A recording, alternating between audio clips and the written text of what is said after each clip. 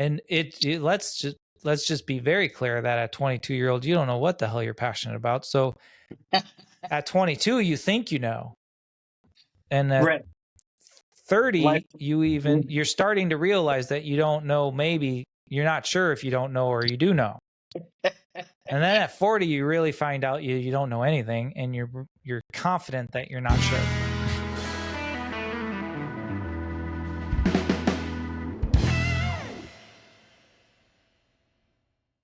Hello there, Todd. How you doing, Joe? I'm doing great. What is the situation today? I believe we're going to talk about working with non-passionate people. I wanted to say Non-passionate people. dispassionate, but I actually looked up dispassionate because I wasn't sure if it was think that's a word. That's what I said. I don't think it's a word, actually. Well, it turns out it is a word. But it means not carried away by emotion, as far as Webster's dictionary is concerned. So I figured actually... Oh, emotion. Yeah, not carried away by emotion. So I thought actually, that's actually not a bad person to work with. Someone who's not, someone who's over emotional. Like, you know what I mean? Yeah. So I felt like, I don't know, is it just a non-passionate person? I don't know. I'm not sure the proper term is, but I know what we're getting at here. Sure. Yeah, it's a rant that I've been going on lately in my own head for quite some time. Mm-hmm. I guess I would define the topic as somebody who isn't genuinely that interested in the industry that they work in. Is that fair? Yeah, that's fair. Yeah. That's fair. I'm very passionate about this industry and remodeling, and I have a lot to say and I want to learn, and I'm always eager to see the new products and learn the new things. And how do you handle working with coworkers that aren't the same, right? They're either there for just a paycheck, so it's like they're just, whatever, I'll do whatever I'm told, and like they're just there to get their time in on their their paycheck, get their 40 in, and they don't really genuinely care about what they're necessarily doing, or they're not really passionate about, oh, well, here's another bathroom, who cares? Like, how do we deal with that? I got so many questions, because in what direction do we want to take this? Because, is it a red flag, and how do we even hire that person, or how do we kind of disqualify a hire if they're not passionate? Do they have to be passionate? Maybe they don't have to be passionate. Maybe, doing a good job is good enough. Maybe we should just be happy with the labor market that we have. We should just be happy that they're showing up, right? And be done with it. And I should just quit my bitching. I don't know. But I feel as though it's draining for me to be the only one in the room that is knowledgeable about the new products that have come out, or is eager about looking at the a YouTube video about how to handle this new problem or whatever. And it's like, what do you mean you didn't research this last night to figure out what you're doing today? Right. I mean, does that not just keep you up at night, going like, I'm laying in bed going, okay, how am I going to do this? How am I going to build that? What do I got everything ready? Do I have all the tools? Did I order everything? Man, did I need 10 of those or 12 of those? Crap, I hope I got enough, whatever. And it just seems to me like some of these people that we work with are just, they're just showing up, and like half of the time they don't have the right tools, or they don't even know what they're working on. Yeah. It's like, you're sitting in a weekly meeting with all your coworkers, and you realize that not one of them subscribes to the JLC magazine, or none of them listens to any podcasts that I'm listening to. It's like, what are they doing? Mm-hmm. Yeah. So I don't know. Do you find the same thing happening, or is it just me and I should just? So you all the little notes that I wrote down of like little talking points, you just covered all of them. So I think we're good. Good podcast. See you next week.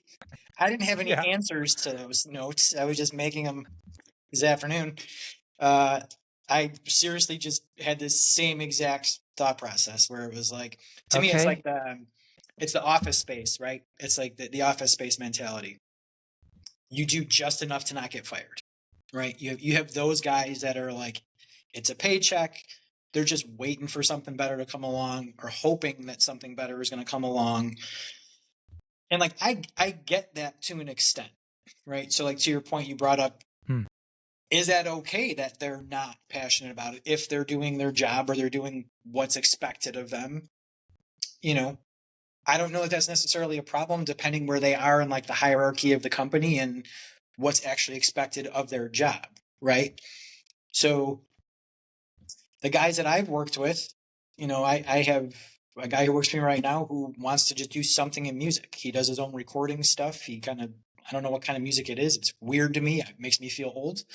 But he's some kind of mixing stuff and whatever, but he plays multiple instruments. And he said that's all he wants to do. And he said, I hope that works out for you. I truly do. Like, I hope it works out for you. If you have some shows, I will come to your show. I would love to.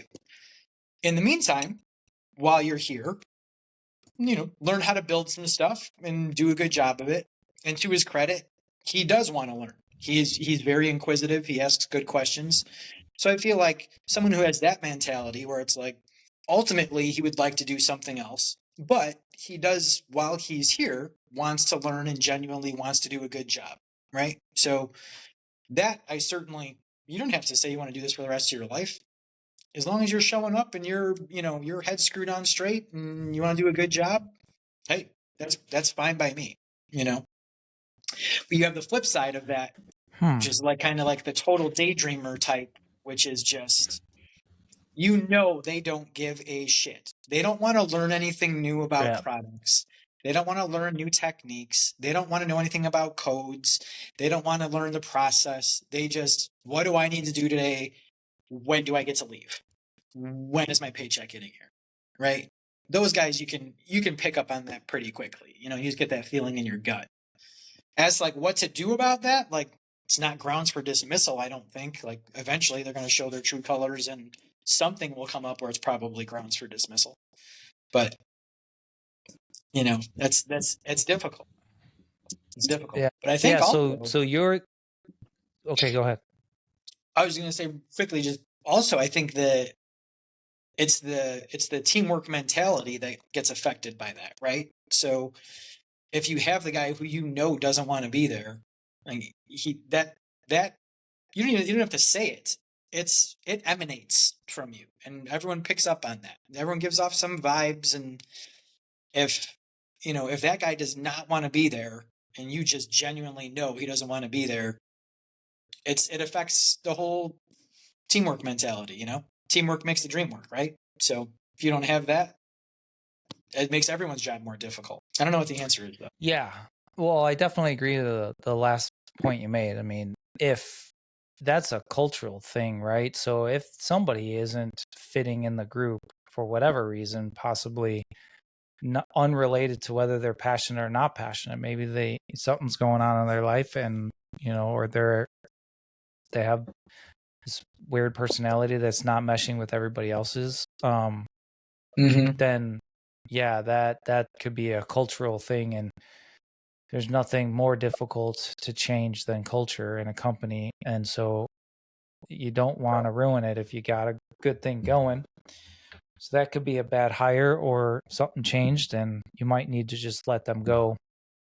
But so you're saying that it's okay for them not to be passionate, that they don't necessarily need to depending where they are in line, eat, drink, and breathe this industry, and it's okay that they just need to be eager to learn and want to be there. Yeah, not necessarily And I think again, depending where you are in line, right? So someone like you or Okay. me, you've had your own business. I've had my own business. We've talked about that before. Like, no one's going to care about your business as much as you do. Clearly, they're just Right. not. You know. But Right. if you have that, depending on how your company is set up, if you have someone who's kind of, whether it be a project manager or that lead guy or whatever it is, who's having a lot of that customer interaction, a lot of those daily face-to-face conversations, or just has a lot more responsibility, that guy, you have to have some passion for this. Otherwise, you're just not going to succeed at your job. You just won't. There's way too many moving parts to this. There's way too many variables. Like, if you're just phoning it in every day, people are going to pick up on that, and it's gonna it's gonna fizzle out at some point, right? But if you're Yeah. that lower tiered guy where you're going and you're doing your 8-hour shift and you're swinging a hammer and you know hanging some cabinets, hanging some doors, whatever it is you're doing. If you're not exactly passionate about that and you're going and you're doing a good job nonetheless, and I'm okay with that. I'm okay with that. Yeah. So I think it Okay. depends where you're at. But okay. Okay. I got a couple different directions I want to go with this, but one could be I want to pick up on something that you said earlier was your current employee wants to be some rock star when he grows up, and he I think wants it's to more make I think music. it's more emo than rock, but go ahead. Sorry. I don't know what you just said, but if Yeah. he wants to make noise Yeah. and for a living, then is it even worth your time, effort, and money? What are you doing? Because like you're spending a significant amount of time investing in this kid. Absolutely. If he wants to be a rock star when he grows up and that's his passion, Mm-hmm. is he really looking online to learn how he's going to tile or what's the new waterproofing system that he needs to learn? No. No. He's No. most likely reading up on music stuff and learning that, which I applaud him for doing. Then go do it. Sure. Because now you're spending a lot of time investing in somebody who that's not gonna pay off. Right. Right? Well, or are you, who's to say that, I don't know, I'm like play devil's advocate, who's to say that he's going to end up becoming a rock star? Maybe he won't. And then he's gonna just fall back onto his current skills that he learned from you, and then, he's gonna work for you forever. But Mm-hmm. even if that were to happen, then I would have another question going, but then now you're working beside someone who's not passionate again about this industry. So Mm-hmm. he's now, lack of a better word, stuck here doing this, not because he wanted to, because he has to. And there's nothing wrong with that, but I'm just saying it's just not the same dynamic, is all I want to say. Going into work with like-minded people and individuals is something completely different. Like, it's magical, as opposed to going into work and you're the only one that cares. That's something completely different. Yeah. Yeah, it is. So, I mean, I think first off, it's possible to have more than one passion, right? So, like, even say in the same Sure. individual, let's say the music Absolutely. doesn't work out. Clearly, a very small percentage of people that are going to make it in music in some way, shape, or form. I mean, that's a very small percentage. So, if that didn't work out, I don't know that he seems necessarily passionate about it, but he does have curiosities about how things are built and he asks good questions. So, there's at least some level of interest there, right? Mm-hmm. So I think back to even when I started doing this. I mean, I started at 21, and at the time, I didn't see myself necessarily doing this for forever. I was taking fire department tests, and I thought, well, if I'm in the fire department, and then maybe do this on the side, or maybe just get into some real estate on the side. But at the time, I had at least an interest level of just how homes are built. How do you do all this stuff? I wanted to know how electricity worked. I'm still not quite sure how electricity works, to be honest, 24 years later. But Yeah. Todd, just please stay away from the electrical box. Right. So, but there's, Step away from the panel, Todd. Step away from the panel. the more I started to get into the business, and the more I was exposed to, the more interests I developed. And that was like when I worked for my old boss, he got very into, at the time, it was all, green building and sustainable stuff, and which, not that that's gone away by any means, but that became like the hot topic when I was coming up, and he got very involved in that. So some of that kind of, just I leached into some of that just because I was there. So I was like, okay, well, all of a sudden now I'm going to take a solar certification classes up in Wisconsin, and I'm reading up on this stuff, and just different types of just sustainable materials, and we're using bamboo floors instead of oak because bamboo is such a fast growing material and easily renewable. And so there was so many facets to this business. And then I was like learning the business itself, and marketing and advertising and techniques on building, and then it was just endless. So it started piquing my interest in a number of different ways, which I felt like, okay, I could see myself doing this. And then my old boss told me, he said, I could see you being very good at doing this just because of the way I was geared, which I'm a kind of a, I like to schmooze people. And he told me, don't stop schmoozing people. You schmooze everybody. It's like, that's kind of my nature. It's kind of what I do. It's kind of my innate built-in sales skills. But so for me, it became everything. It became sales, marketing, teaching some people some stuff, working with other people, putting projects together. So it became a lot more than just swinging a hammer, right? So that's why I liked this. And that's why I am still in this, because there's just so many different things to do.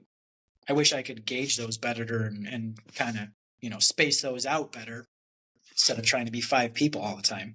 But anyway, I guess my point is that if you're getting into this and you don't really know, when you're just kind of like, something may pique your interest at some point, and there's different avenues to go down. So maybe you become passionate about some aspect of this business. I don't know. Possible. Yeah, that brings up a good point. If just because that person isn't passionate about the exact thing that he's doing right now, Right. They could be passionate about something they learn later. Mm-hmm. That's in this industry. Right. That possibly could happen. That's very true. And far be it for me to get in the way of teaching them and them finding out what they're passionate about, just because I made this predetermined and possibly wrong decision. Maybe. Okay. Maybe. What? Go the optimist route. Yeah. So it's a good point of view on your new hires, or lower rung, as you like to call it.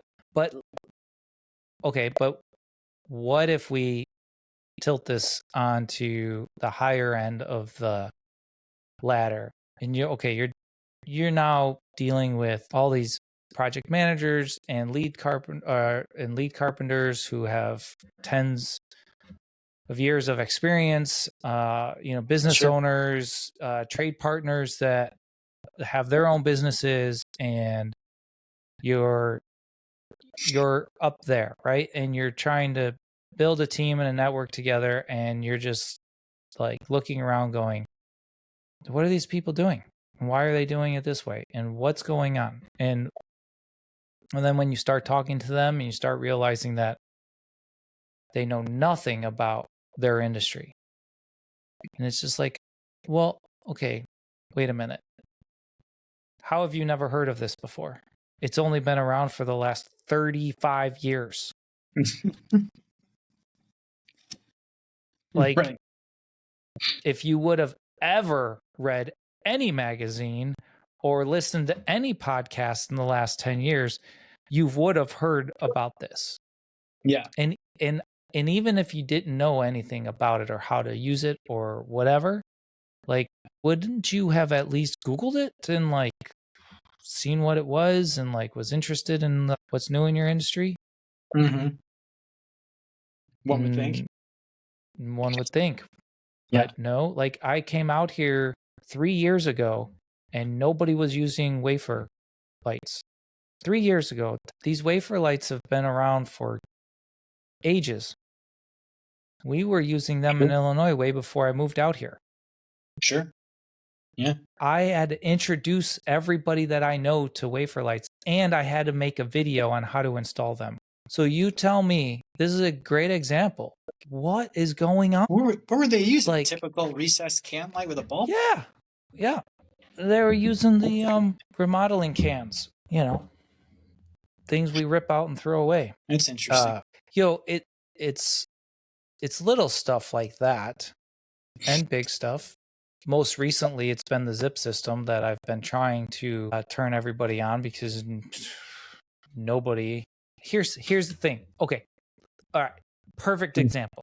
Perfect example. The zip system. Okay, flipping for 2 years now. I've been trying to convince that the zip system is a better way to build, especially here. When you drive around, yeah, when you drive around, they got particle board thrown up on the walls everywhere.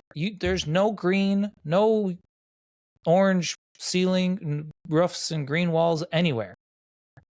Never. They're doing OSB and Tyvek or what? Oh, yeah. I didn't say Tyvek. I don't want to use any brand names.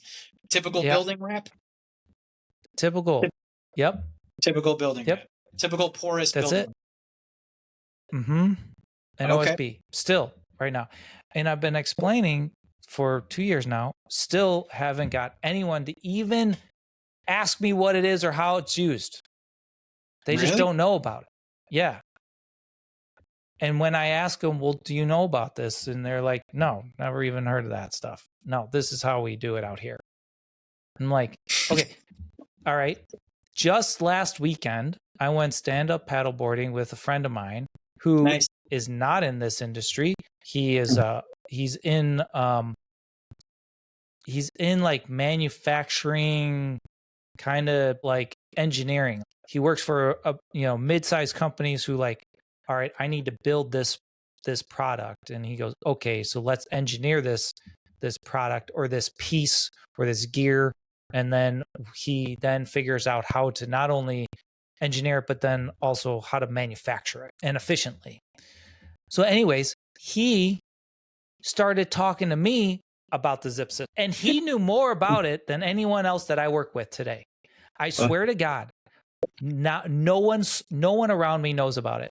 Not my PMs, my designer, my electrician, my framer, nobody, tile setter, nobody knows anything about it.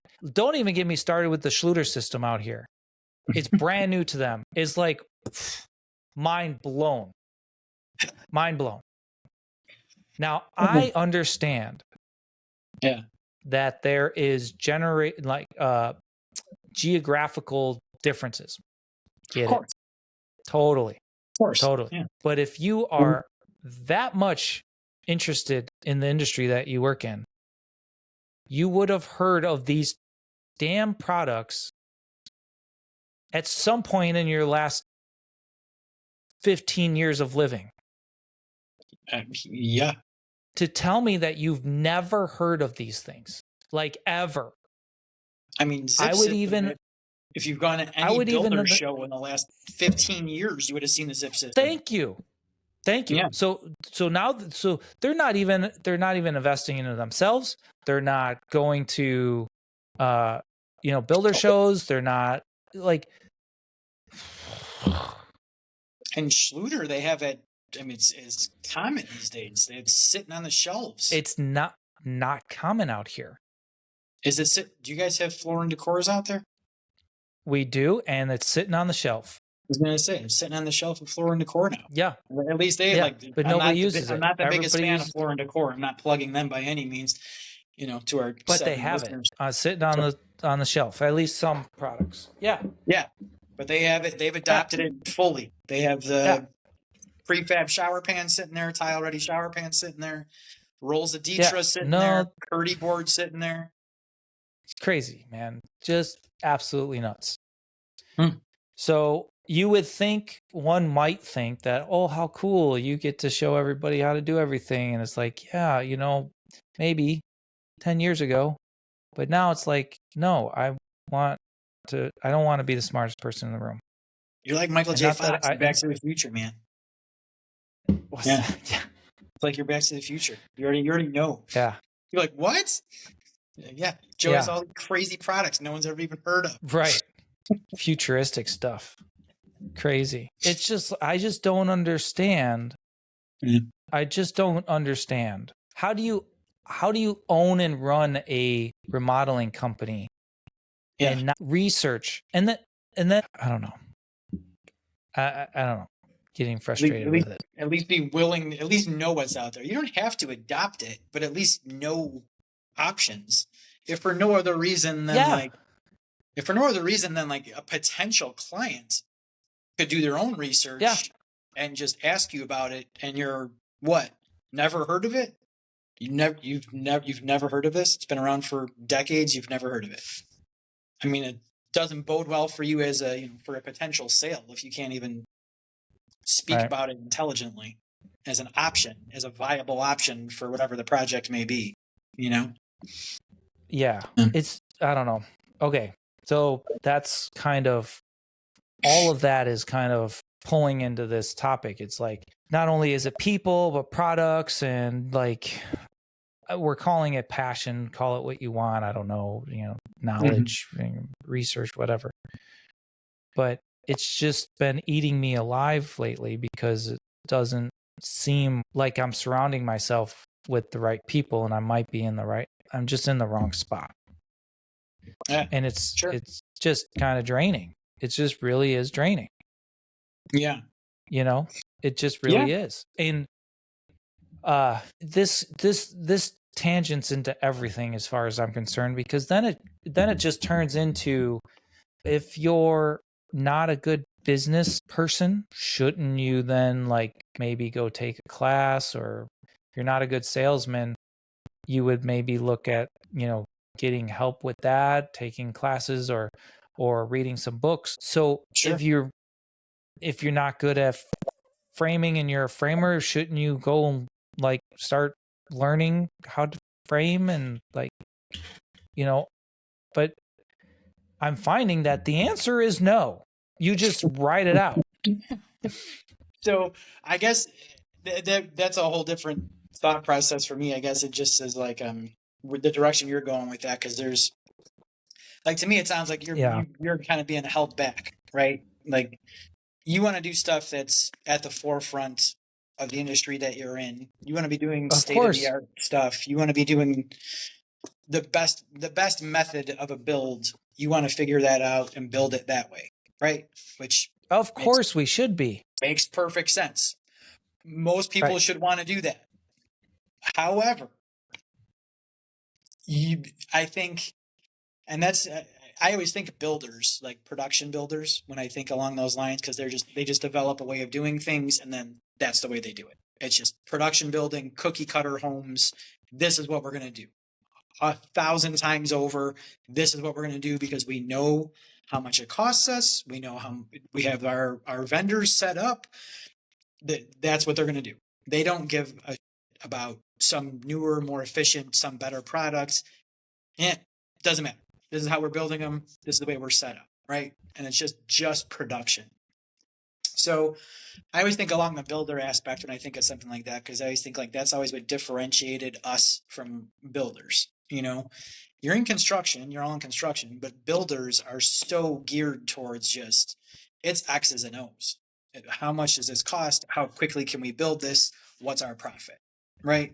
So you always say like builder grade finishes, which is the cheapest you can put in a house to finish it most of the time. Right.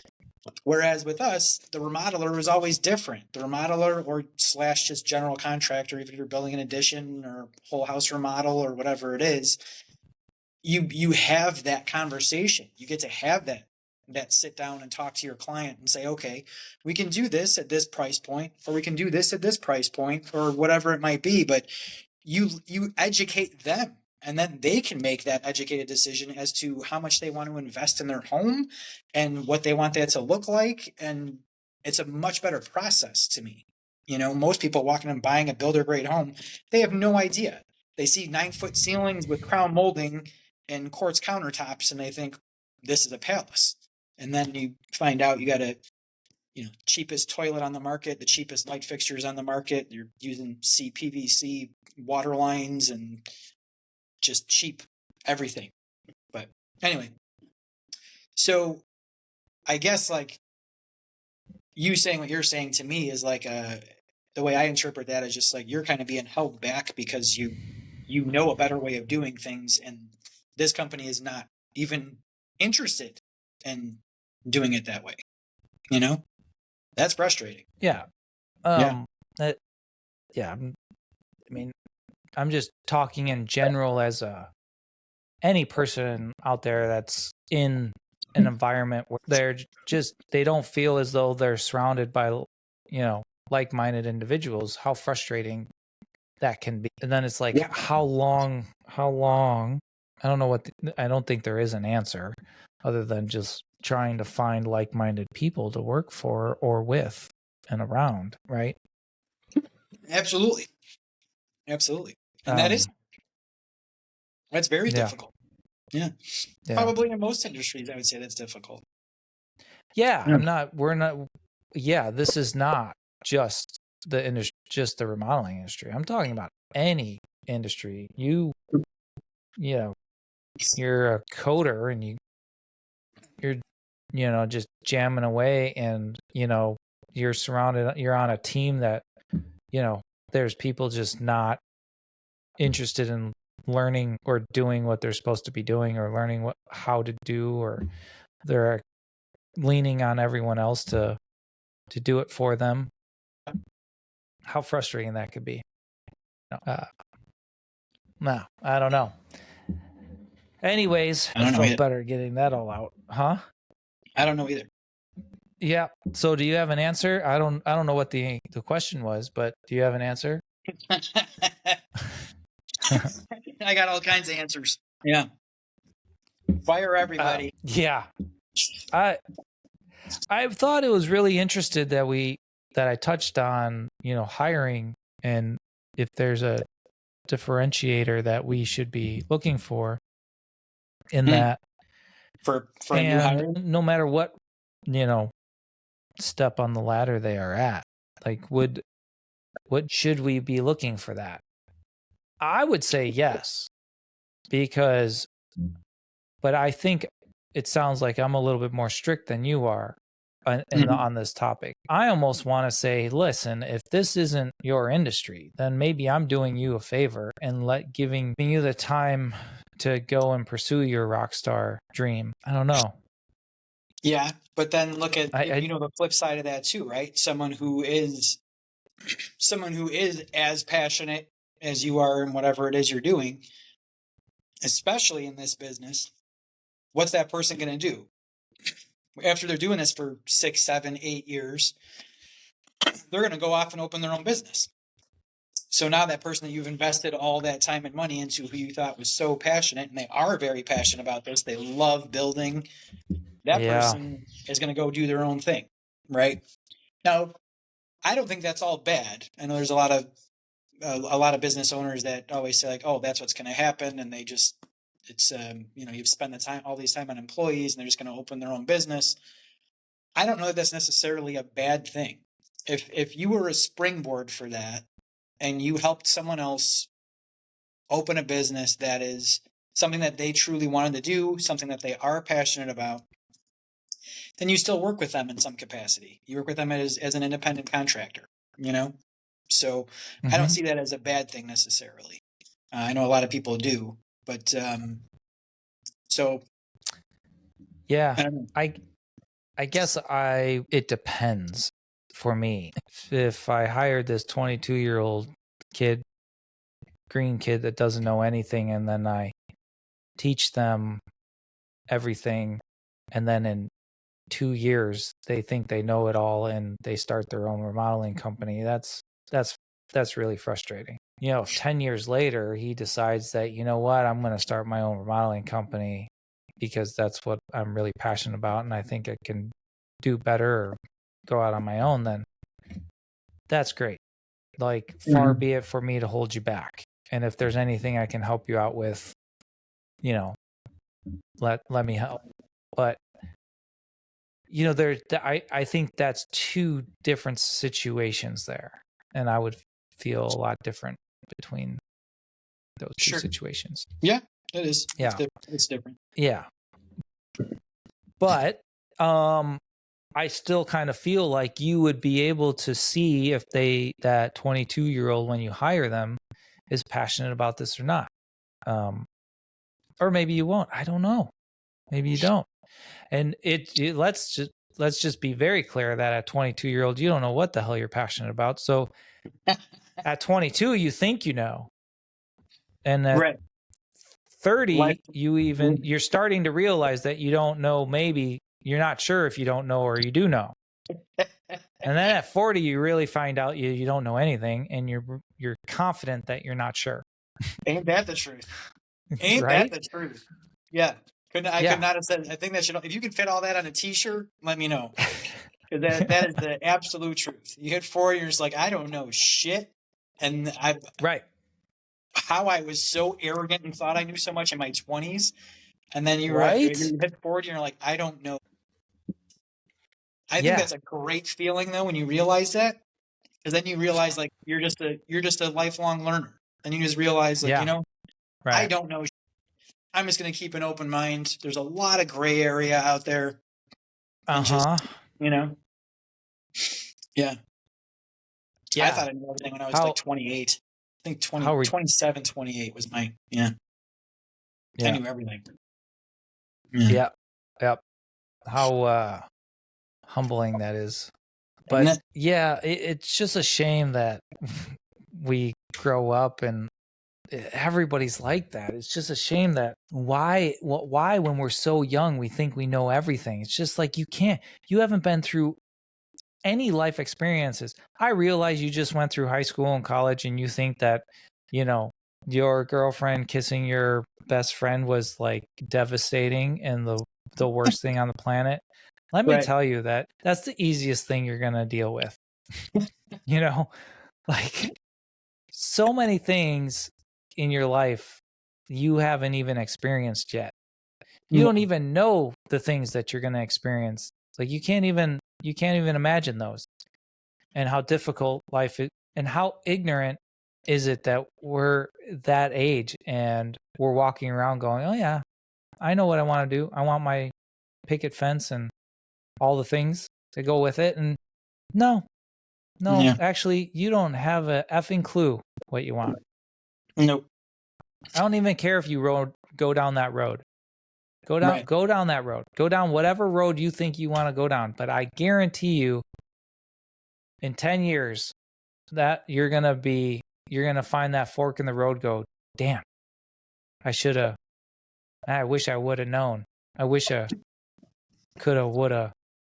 Man. Yep. You know those two idiots I listened to a long time ago on a podcast that were talking about this, that I thought they were so old and dumb? Should have bought that T-shirt. Right. Should have bought that T-shirt. Yeah. Yeah. So I don't know if I think that if the information was received in a more positive manner, I guess I wouldn't be so butthurt about it. When you introduce a new product to people who aren't familiar and they aren't eager to learn it or eager to learn more about it and potentially try it or use it or do their own research on it even.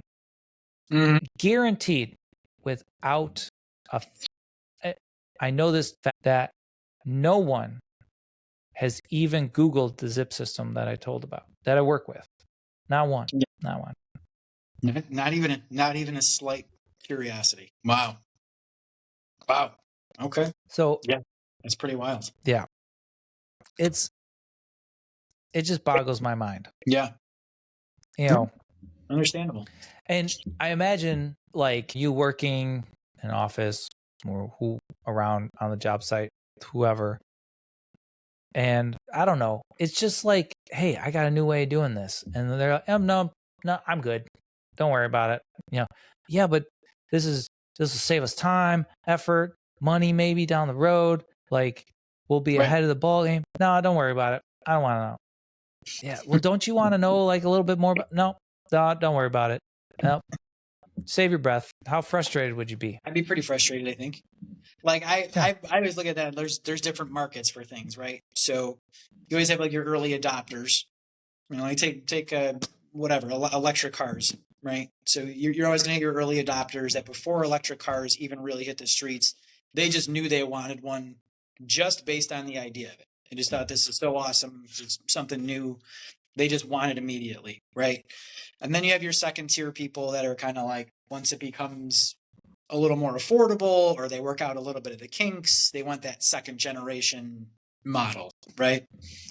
And then you have your like, which I would put myself in the third category, is like the people who are like, I want to make sure that there aren't any issues, like serious issues that are a little bit longer term, right?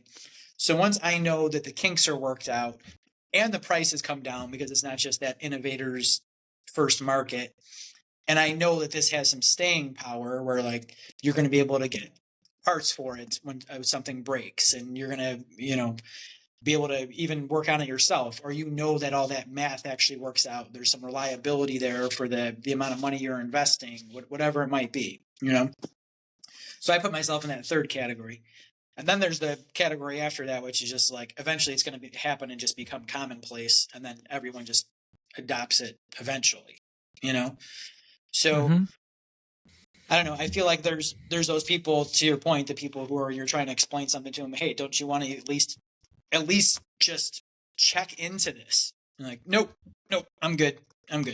Like that to me is just somewhat ignorant. Like you want to at least check into it. At least check into it. Just see what it's all about. And then you can kind of follow it, keep tabs on it, and see if it makes sense down the road. You don't have to adopt it immediately. But something like the zip system, it's been around for a long time now. If this was 15 years ago, maybe even longer, I don't even know how long. I don't know. It's been around, I think, at least 15 years.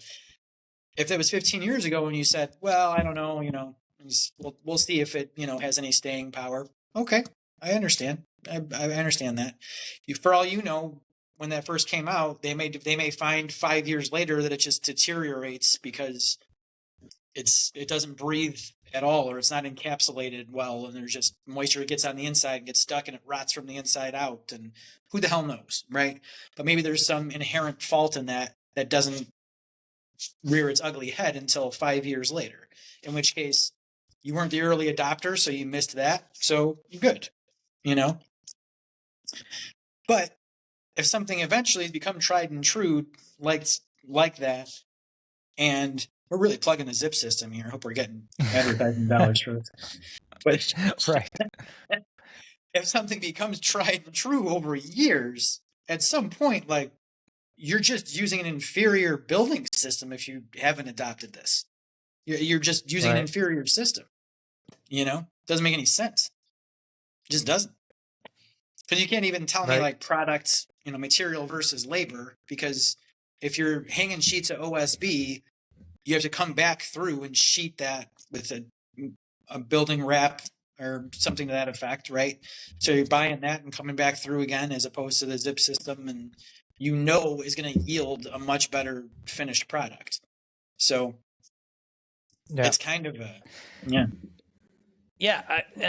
I totally understand where you're coming from, where it's like you have different levels of people that are willing to adopt new things, and I'm not even talking about that. Like I'm not talking about adopting new things. I'm just talking about being aware of your industry. Sure. Reading your magazines and listening to podcasts is a great way of doing it. And if you're not doing those things, what the hell are you doing? I mean, like, I don't know. You should, if you're in whatever industry you're in, if you're not motivated enough to listen to podcasts about that industry, read magazines about that industry. If you're not motivated to learn about new things, and whether you use them or not, I don't care.